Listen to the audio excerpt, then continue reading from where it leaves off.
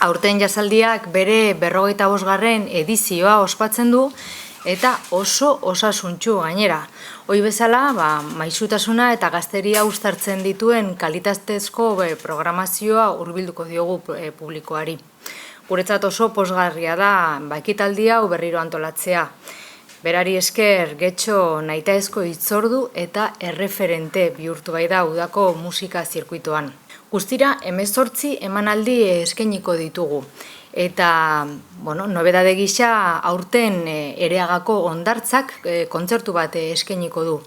Azken honen bidez lortu nahi duguna da musika gazteei hurbiltzea eta aldi berean kulturaren gozamena sustatzea ere aire zabaleko espazioetan pandemiaren ondoren pixkanaka berreskuratzen ari geran espazioetan.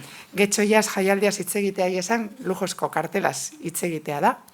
Jazaren panoraman dagoen gauzarik eta onena dago, eta nik ben nahiko neuke animatzea Amaiak esan dagoen moduan, hurbildu daitela Getxora asteburu hortan danetariko jendea.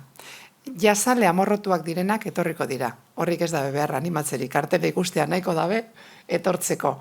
Baina animatuko neuke ez baita ere, jazera hurbiltzen ari dan jente hori, eta baita be zergaitik ez sekula jazik entzun ez dabana. Nik uste, azken baten zerbaitetara zaletzeko importantea dela kalitatezko eskaintza izatea. Eta hori bermatua dago. Beraz, aukera bikaina izan daiteke, daukaguzan zaletasunen artean, beste zaletasun bat berabe gehitzeko. Jazaz gozatzeko aukera hori baliatuz.